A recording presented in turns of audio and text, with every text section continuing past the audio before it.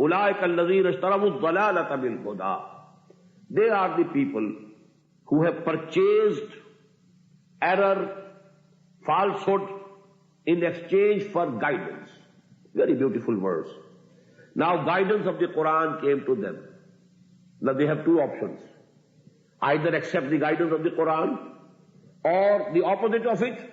That's the falsehood. That is batil. That is sin. That is disobedience to Allah. Actually now they have given away the guidance of Quran, guidance of Muhammad sallallahu alaihi wasallam, and taken for themselves, accepting for themselves. They have exchanged the guidance for zalala, for the error, the falsehood. فَمَا رَبِحَتْ تِجَارَتُهُمْ. And this trade of theirs, it has not benefited them at all. This is tabsara from Allah subhanahu wa ta'ala, a commentary from Allah subhanahu wa ta'ala. أُولَٰئِكَ الَّذِينَ اشْتَرَوُا الضَّلَالَةَ بِالْهُدَىٰ فَمَا رَبِحَتْ تِجَارَتُهُمْ وَمَا كَانُوا مُهْتَدِينَ. And they are not going to reach the destiny. They cannot have now the guidance because they have gone very far on this path of nifaq and munafiqah. مَثَلُهُمْ كَمَثَلِ الَّذِي اسْتَوْقَدَ نَارًا. Now there are two similes here, and there are two opinions. One opinion is that both these similes are regarding this third category, the in-between people, neither this side nor this side. مُذَبْذَبِينَ بَيْنَ ذَلِكَ. Neither the believers nor opposing, apparently or openly, in between. And both the parables or both these similitudes, they are about these very people. Some are very deep in this quality of hypocrisy and some are shallow. But the opinion which I hold, and I agree with the people who think that way, that is that the first simile is for the kuffar and the second simile is for the munafiqeen. For the kuffar we read these ayat, إِنَّ الَّذِينَ كَفَرُوا سَوَاءٌ عَلَيْهِمْ أَنذَرْتَهُمْ أَمْ لَمْ تُنذِرْهُمْ لَا يُؤْمِنُونَ خَتَمَ اللَّهُ عَلَىٰ قُلُوبِهِمْ وَعَلَىٰ سَمْعِهِمْ وَعَلَىٰ أَبْصَارِهِمْ غِشَاوَةٌ وَلَهُمْ عَذَابٌ عَظِيمٌ. For them now there is a similitude. مَثَلُهُمْ كَمَثَلِ الَّذِي اسْتَوْقَدَ نَارًا. Their likeness is as the likeness of one who kindled a fire. Now this is actually a situation which you can imagine. Commonly happened to the Arab people when they used to travel in the desert. Now a caravan is traveling during the night. And they used to travel during the night, mostly, because the days were very hot. One couldn't travel in the daytime. And it did sometimes happen that they lost the way. And darkness. And in that darkness, somebody takes the courage, gathers some timber, and then kindles a fire. Now they can see where they are. They whereabouts. Where are we? But at this moment, something happens to a group of people that their sight is gone. So they are again in the darkness. Before that fire, there was darkness outside, although their own sights were intact. But now the environment, the surroundings are enlightened, but their sight is gone. So they are again in the darkness. This is the position of those. Actually, Muhammad sallallahu alaihi wasallam kindled the fire and light of hidayah. But there were certain people who, out of jealousy, out of their haughtiness, they didn't like to see the light of the day. So actually, their sight was taken away by Allah subhanahu wa ta'ala, and now they are groping in the darkness. Summun bukmun umyun fahum la yarji'un. This is the likeness of the people of the second group. إِنَّ الَّذِينَ كَفَرُوا سَوَاءٌ عَلَيْهِمْ أَنذَرْتَهُمْ وَمْ لَمْ تُنذِرْهُمْ لَا يُؤْمِنُونَ خَتَمَ اللَّهُ عَلَىٰ قُلُوبِهِمْ وَعَلَىٰ سَمْعِهِمْ وَعَلَىٰ أَبْصَارِهِمْ غِشَاوَةٌ وَلَهُمْ عَذَابٌ عَظِيمٌ. مَثَلُهُمْ كَمَثَلِ الَّذِي اسْتَوْقَدَ نَارًا. Their likeness is to the likeness of a one person who kindled a fire. فَلَمَّا أَضَاءَتْ مَا حَوْلَهُ. And when it lighted all around him, ذَهَبَ اللَّهُ بِنُورِهِمْ. Allah took away their sights. وَتَرَكَهُمْ فِي ظُلُمَاتٍ لَا يُبْصِرُونَ. And now left them in the darknesses, they cannot see anything. Summun bukmun umyun fahum la yarji'un. They are deaf, they are dumb, they are blind, and they are not going to return. Don't hope, O Muhammad sallallahu alayhi wa sallam, or you, O Muslim, that any one of them will ever return to the path of Allah. Because now Allah subhanahu wa ta'ala has taken away their sights. خَتَمَ اللَّهُ عَلَىٰ قُلُوبِهِمْ وَعَلَىٰ سَمْعِهِمْ وَعَلَىٰ أَبْصَارِهِمْ غِشَاوَةٌ. So I think that this simile is for that group. And for the munafiqeen of second simile. أَوْ كَصَيِّبٍ مِّنَ السَّمَاءِ, or the similitude of a rainstorm, فِيهِ ظُلُمَاتٌ وَرَعْدٌ وَبَرْقٌ. There is a rainstorm from the sky, wherein there is darkness and thunder and lightning. يَجْعَلُونَ أَصَابِعَهُمْ فِي آذَانِهِمْ مِنَ الصَّوَاعِقِ حَذَرَ الْمَوْتِ. They are putting their fingers in their ears, saving themselves from death due to the stunning thunderclap. They think that the sound will take their hearing away, and then maybe they die out of it. يَجْعَلُونَ أَصَابِعَهُمْ فِي آذَانِهِمْ مِنَ الصَّوَاعِقِ حَذَرَ الْمَوْتِ وَاللَّهُ مُحِيطٌ بِالْكَافِرِينَ. And Allah subhanahu wa ta'ala has already encompassed and encircled these kuffar. Where can they go? They are within the grip of Allah subhanahu wa ta'ala. They cannot go anywhere. They cannot run away from Allah subhanahu wa ta'ala. يَكَادُ الْبَرْقُ يَخْطَفُ أَبْصَارَهُم. The lightning almost is near to snatch their sights. كُلَّمَا أَضَاءَ لَهُم مَّشَوْا فِيهِ. Whenever there is some light, they can see something. They have seen the environment, they start going in the direction. مَشَوْا فِيهِ. They walk a few steps. وَإِذَا أَظْلَمَ عَلَيْهِمْ قَامُوا. And when there is darkness upon them, they stand. وَلَوْ شَاءَ اللَّهُ لَذَهَبَ بِسَمْعِهِمْ وَأَبْصَارِهِمْ. And had Allah decided or decreed, He would have taken away from them their sight and hearing both. إِنَّ اللَّهَ عَلَىٰ كُلِّ شَيْءٍ قَدِيرٌ. Verily Allah subhanahu wa ta'ala is all powerful. He has all authority. He can do anything He likes. Now just have some thought about this simile. You know, whenever there is some revolutionary dawah, revolutionary movement, there are difficulties. You are called to do your duties in face of difficulties and risks. There are risks of life, risks of wealth. Now you may have to suffer, and you may have to give up your careers. You may have to give up and wind up your businesses. That has been the requirement of every revolutionary struggle. Now these people who are in between, they are belonging to the category who want to do something but without any harm to themselves. They don't want to take any risk to their life, their wealth, their property, and so on. So what happens? Whenever during the movement there comes a time when there is no immediate risk. There is no call to go to war, for example, during the Madani period.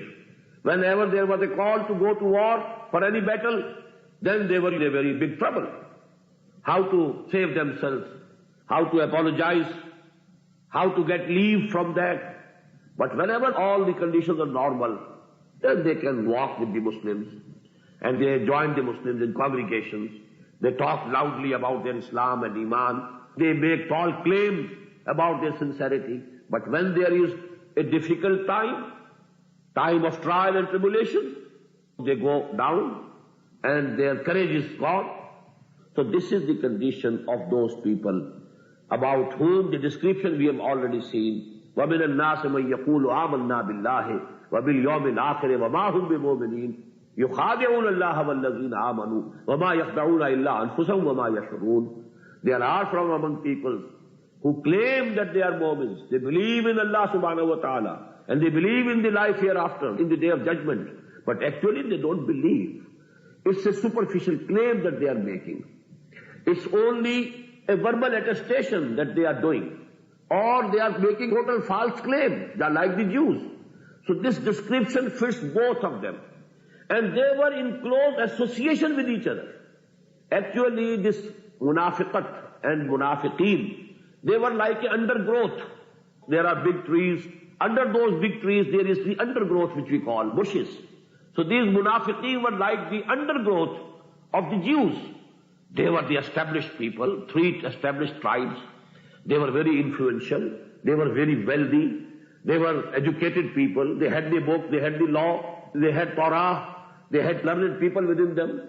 So actually this third category was an undergrowth under that Jews, and this is the description of this character. And when we generalize it, always with every revolutionary call and movement, you will find three types of people.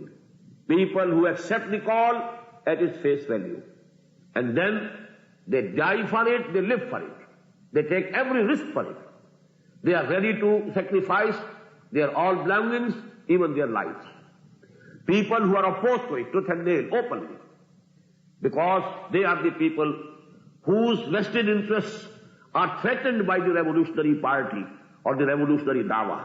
They oppose it tooth and nail. And there is always a third group which likes that something good should happen. But they are not ready to sacrifice anything for that. They want to play safe. There is a very important and very beautiful similitude. In Surah Al-Hajj there is an ayah. وَمِنَ النَّاسِ مَنْ يَعْبُدُ اللَّهَ عَلَى حَرْفٍ. There are from among people who want to worship Allah, but keeping themselves on the sides. They don't want to plunge the main current. فَإِنْ أَصَابَهُ خَيْرٌ اطْمَأَنَّ بِهِ. If there is khair, if there is safety, if there is all the sureties and everything is okay, اطْمَأَنَّ بِهِ. He is also satisfied. He is also with the mu'mineen. وَإِنْ أَصَابَتْهُ فِتْنَةٌ انْقَلَبَ عَلَى وَجْهِهِ. And whenever there is some trial, tribulation, when there is a period of testing, when there is a call for sacrifice, for spending for the cause of Allah, a call for going to the battlefield for the cause of Allah, انقلب على وجهه, they fall down on their faces. خسر الدنيا والآخرة. This is actually the real loss. Loss of this world also, and real loss of the akhirah. ذَلِكَ هُوَ الْخُسْرَانُ الْمُبِينُ. And this is the real loss. This is the real danger to which a man is putting himself. So that is actually the description of this. Let me give you the introduction to the third and fourth sections. These two sections of this surah, as I told you in the beginning, they give you a gist and a summary of the call of Quran. What's the call of Quran? Number one. And number two, the basic philosophy of Quran. All these subjects have been discussed in detail in the Makki surahs. But as I told you, that because Allah subhanahu wa ta'ala has placed a Madani surah in the very beginning of the Mus'haf, the gist and summary of that Makki Quran is given here in two sections. Very important. What's the basic call of Quran? That we will find in the third section, third ruku. What's the basic philosophy of Quran? What's the position of man in this universe? On what basis that position has been given to him? And what is the struggle of evil and good that is going on throughout the history? The struggle within a man, within the personality. There is a struggle always going on within our personalities between good and evil. Something is taking us towards evil and something wants to take us towards good, towards virtue. This is a struggle. A war is going on in the inner battlefield of our personalities. And there is a war going on the outside world. There is the philosophy of history of Quran, that this is a struggle between the forces of evil and forces of virtue and good. The forces of Allah subhanahu wa ta'ala on one side and the forces of shaitan on the other side. Dunya ko hai fir maar ka ruh badan pesh. So that struggle is going on. Satira kar raha hai azal se taim roz, chirag mustafavi se sharare bulahbi. First of all, ya ayyuhal nas, note that this call is to the whole of humanity. Ya ayyuhan nas. We must note in the Makki surahs, when Allah subhanahu wa ta'ala describes the history of most of the messengers of Allah, we find the words Ya qawmi, Ya qawmi ibudullah, O my people, O my nation, be obedient to Allah, serve Allah, be bondsmen to Allah. But this is the distinction between the message of Muhammad sallallahu alayhi wa sallam and the message of the former messengers. That was directed to their nations only. And this message is addressed to the whole of humanity. Ya ayyuhan nasu ubudu rabbakum. Ibadah. Obedience with love. Both things must be together to convey the sense of ibadah. Total obedience to someone out of extreme love for him. If the obedience is not out of love, it's due to some pressure, then it's obedience only, not ibadah. If a nation conquers another nation, that conquered nation is obedient to the conqueror, but they are not doing ibadah to them. The ibadah is when the obedience is total, number one, and it is from the depths of the hearts, out of extreme love for someone. So if someone loves Allah subhanahu wa ta'ala from the depth of his heart, and as a result of that love, he obeys him in all the aspects of his life, then he is doing the ibadah. He is fulfilling the purpose of his creation. Because this subject has been very extensively discussed in the Makki surahs. In Surah Zariyat we find, وَمَا خَلَقْتُ الْجِنَّ وَالْإِنسَ إِلَّا لِيَعْبُدُونَ. I have not created men and jinns except only to obey me, to worship me, to love me, to be bondsmen to me, to serve me. This is the sole purpose of the creation of the jinns as well as the humans. And we find that all the messengers of Allah subhanahu wa ta'ala, they conveyed the same message to their nations. Ya qawmi ibudullah ma lakum min ilahin ghayruh. All the messengers. This was the common call of all the messengers. That is the call of Quran. The same is the call of Muhammad sallallahu alayhi wa sallam. The only difference is that they were addressing their nations only. And this prophecy of Muhammad sallallahu alayhi wa sallam, this prophethood of Muhammad sallallahu alayhi wa sallam is universal to the whole of humanity. But the essence is the same. Ubudullah. Be bondsmen to Allah, obey Allah in all aspects of your life, individual as well as collective. Every aspect of life should be governed by the law of Allah subhanahu wa ta'ala. Allazi khalaqakum. Who has created you? He is your creator. He is your Rabb, your sustainer. Ubudu Rabbakum. Be bondsmen to your sustainer, to your master, to your Lord. Allazi khalaqakum. And not only that he is your sustainer, he is your creator. وَالَّذِينَ مِن قَبْلِكُمْ. And he created those also who were before you. Because people generally tend to follow their forefathers. Because our forefathers believed in such things, we also believe in such things. Because our forefathers were doing like that, we are also doing like that. We have to follow our forefathers. No. They were also created by Allah subhanahu wa ta'ala. Just as you are the creatures of Allah subhanahu wa ta'ala, they were also the creatures. If you can commit mistakes, they could also commit mistakes. So not to follow them, but you follow the directions of Allah, the guidance given to you by your Lord, your Master, your Sustainer, your Creator. لَعَلَّكُمْ تَتَّقُونَ. The same word again, taqwa. So that you may become pious, you may become God-fearing. No. So that you can save yourself. Save yourself from the displeasure of Allah. Save yourself from the punishment on the Day of Judgment. Save yourself from the fire of hell. الَّذِي جَعَلَ لَكُمُ الْأَرْضَ. Who is that Allah, about whom you are required to obey and to be bondsmen? He is He, الَّذِي جَعَلَ لَكُمُ الْأَرْضَ فِرَاشًا, who made this earth for you as a resting place, just as a bedding. First, so He has made this earth for you as a bedding. وَالسَّمَاءَ بِنَاءً. And then He raised the canopy of sky over you. وَأَنزَلَ مِنَ السَّمَاءِ مَاءً. And He sent down water, rain from the sky. فَأَخْرَجَ بِهِ. And then He created from the earth, brought out from the earth, مِنَ السَّمَرَاتِ رِزْقًا لَكُمْ. The provisions for you in the form of the fruits and the grains. فَلَا تَجْعَلُوا لِلَّهِ أَنْدَادًا وَأَنْتُمْ تَعْلَمُونَ. So don't declare, don't accept with Allah anyone as rival, as equal. Nobody is equal to Allah. Nobody is like Allah. Nobody is rival to Allah. The bondsman, you have to be for Him only, nobody else. All humans are equal.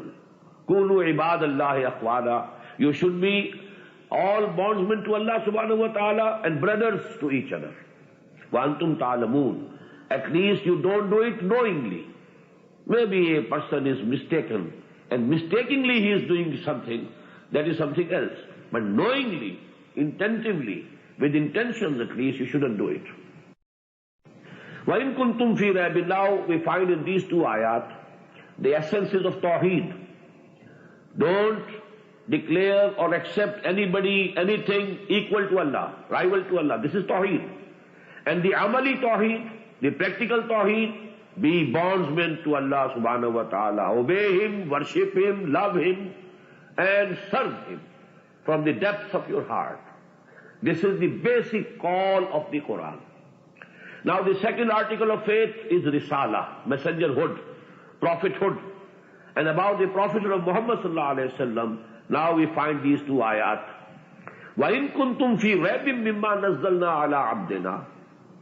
If you are really in some doubt about that thing which we have sent down on our bondsman, on our servant Muhammad sallallahu alayhi wa sallam, if you are doubtful about it, if you think that maybe that he is composing these surahs himself, and he is saying that these have been revealed to me from Allah subhanahu wa ta'ala, if you have any doubts, if you have real doubt, وَإِن كُنْتُمْ فِي رَيْبٍ مِّمَّا نَزَّلْنَا عَلَىٰ عَبْدِنَا فَأْتُوا بِسُورَةٍ مِّن مِّثْلِهِ.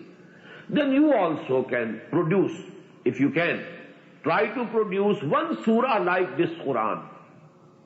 I am keeping the word same, one surah, min mislihi, like the surahs of Quran. And as you know, the surahs are very small also. There are 3 surahs comprising of 3 ayat only. So the challenge goes to that extent. If you can comprise and compose a surah consisting of 3 ayat only, and if you can claim that this is equal to Quran, this is like Quran, this is at the same level of literary level as that of Quran, then you know you will have some right to doubt the authenticity of Quran, whether Muhammad is himself composing them or actually they have been revealed to him by Allah subhanahu wa ta'ala. وَادْعُوا شُهَدَاءَكُم مِّن دُونِ اللَّهِ. And you call all your witnesses and helpers, except Allah. Except Allah, all the jinns, because there were kahins among them, and they had the jinns with them, so they could also get the help from the jinns. Then they had the very big orators in Arabia. Then the poets, they were very proud about their literature, about their poetry. They thought we are the biggest orators. So you call all the people whom you can call. In kuntum sadiqeen, if you are really true, if you are truthful, what does it mean? It means that you really don't doubt it. It's only, you saw, it's an explanation that you are giving forth. It's nothing. You really don't doubt that this is not the kalam of Allah. Your hearts have accepted that this cannot be composed, this Quran, by any human being. It's only your verbal argument that you are presenting. Otherwise, lame excuses that you are presenting. Otherwise, you don't actually believe from the depth of your heart that this is from Muhammad sallallahu alayhi wa sallam. That is why Quran says, in kuntum sadiqeen. If you are true in your objection, in your doubts, then come and have, then try to compose one surah, even one surah, or like the surah of Quran.